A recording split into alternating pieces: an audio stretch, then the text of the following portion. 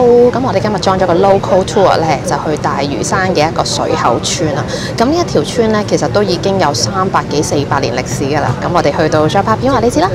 今日我哋就嚟到水口村，一落巴士站就見到村公所啦。今日參加呢一個重塑水口嘅導賞團啊，咁大家有興趣咧都可以參加下。咁主辦單位咧就係中大同埋中大建築系啊。呢一度咧就有個水口溪流啦。咁就由鳳凰山流落嚟嘅喎，咁啊大家稱之為洗衫坑啦，下游稱之為大昌坑。咁啊以前有啲細路仔喺度玩啦，捉蝦、磅蟹等等，因為你望一望。好，咁剛才就有講啦，呢一條村咧大概原居民咧就仲有30幾戶嘅，咁啊大全條村咧都仲有400-500人。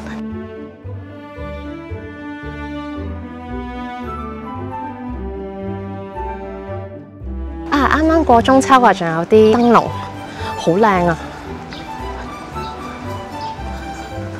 有個位可以裝香，原來呢個位叫做閘門啊！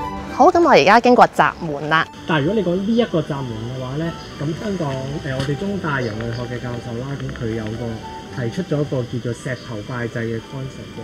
咁佢就將石頭拜祭呢樣嘢啦分兩類嘅，咁一類就係呢一類啦，咁可能係原本一開始喺度或者喺附近搬過嚟嘅。之後去到水口村49號屋，係1920年代建成嘅，前半部分咧係用麻石磚，後面就用青磚。咁你見佢就1層樓高啦。然後俾我發現，其實前面都有一間石屋係非常之舊，片尾就同大家開估講下係咩嚟嘅。翻嚟呢度先，上面嗰層咧係有一啲咧青色嘅葫蘆樽裝飾，係當陣時比較富裕同埋有學識嘅家庭咧先至可以採用呢種款式啊。而家活化咗做展覽廳，我哋大家一齊入去睇下。咁呢一度咧就有個坑啦，就愛嚟收集雨水嘅。咁啊見到上面咧都係有個窿俾你收集翻雨水，同埋門前有水啦，有財嘅意思。我哋今日真係好多景點，由閘門開始啦，跟住就行到去49號屋。屋頂仲保留有3個天窗。1974年水口學校嘅相，可以坐㗎，如果攰可以坐住。大家估下呢個係咩嚟？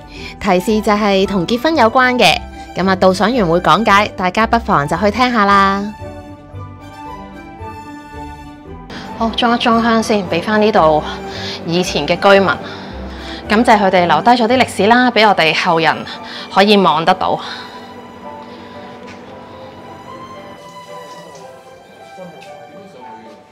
咁隔離啲屋咧就已經係非常之 modern 嘅啦，咁都仲有人住緊。咁呢一度都有啲舊嘅街磚啊，咁上面都係一啲通風嘅欄杆。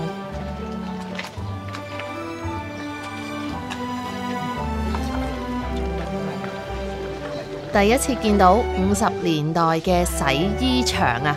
但係呢一個洗衣場咧用咗一陣就冇用到，因為啲污水咧會流咗落去一陣間我哋見到嘅大王爺一個神壇嗰度。村民心諗啲污水流落去個大王爺神壇唔係好對路，於是就停用咗啦。洗衫場嘅下面就係呢一個大王爺啊，咁亦都係入面咧係供奉住一個石頭啦，都係講啲街坊咧鬧到呢嚿石幾次。由於神壇可以有嘢遮住佢啦，咁所以通常都會擺喺棵樹下面，有遮陰嘅效果。你估下呢個係咩嚟嘅？到時導賞員就會話你知噶啦。咦，有人畫咗啲花花。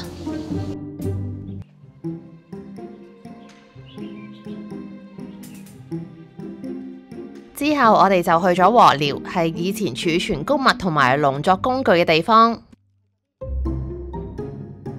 咁其實呢度都有啲工作坊同埋導賞團嘅，咁大家有興趣咧都可以上網睇下。咁呢個就係 QR code 啦，同埋佢哋都有啲區報喎，大魚小報。咁所以呢度都會有啲工作坊。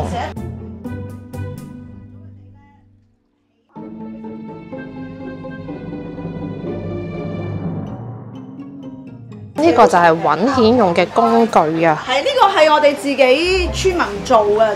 村民就會將呢個工具插入啲泥度啦，咁撞到啲蜆殼質感會唔同，就知道蜆殼嘅位置。呢個就係度蜆尺啊！如果咧細過呢個窿，其實就應該放生佢咯。有村民咧親身解説啦，咁啊有講到其實嗰個灘都非常之重要啦，咁好多人摸蜆啦、刮蜆啦，咁但係其實刮蜆入面咧都講到 sustainability 啊，究竟可唔可以持續啊？咁你啲蜆太細隻咧，捉咗佢咧，其實就冇得再繁殖落去嘅。好，我哋行埋去水口灣泥灘啊！呢個導賞團非常之好，乜都行晒，教大家分芋頭同埋野生芋頭。以前農田嘅位置，究竟呢個1號池有咩呢？我就唔影俾你睇啦，你自己過嚟睇啦。種米嘅田啊，哇！第一次見到有水啊！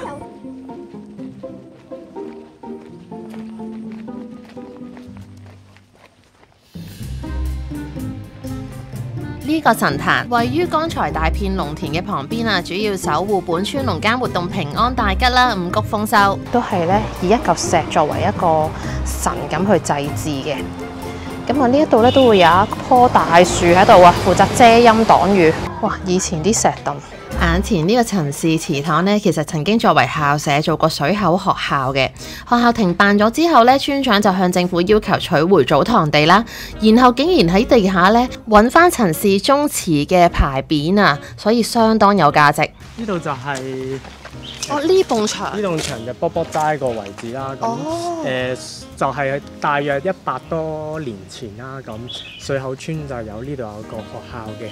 咁當時就男丁啦都可以俾得起錢嘅男丁，即係因為佢哋攤分翻啲學費嘅，咁都可以喺度入讀嘅。教授嘅就係啲傳統嘅據聞嘅教授傳統嘅四書五經咯。但係因為我哋都冇乜 即係冇乜散失晒啦嗰度，又掘唔到啲咩出嚟係咪？係啦係啦。咁啊揾翻以前理民府嗰啲文件咧係揾到，咁但係你話係咪掘到啲咩出嚟或者相片咧就冇嘅。而呢一度咧就有一棵好大嘅樹啊，望下先。之後翻返去49號屋前面嘅呢一間舊屋，原來係大嶼山最後一間山寨廠塑膠廠，會將啲工序咧外判俾村民，成品咧又會運去大澳或者再出市區。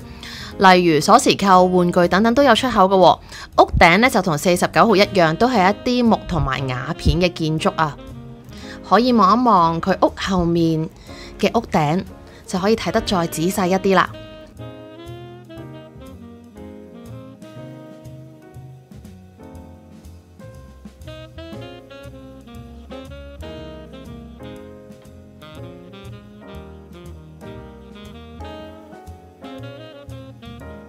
好，咁我哋今集嘅水口村就嚟到呢一度啦。咁啊，好多謝導賞員啦，同埋中大建築系嘅同學仔啊，講解得咧非常之仔細。咁如果大家有興趣睇下大嶼山呢一條300-400年嘅古村，記得就報名啦。咁啊，所有資料咧我就擺喺 description box。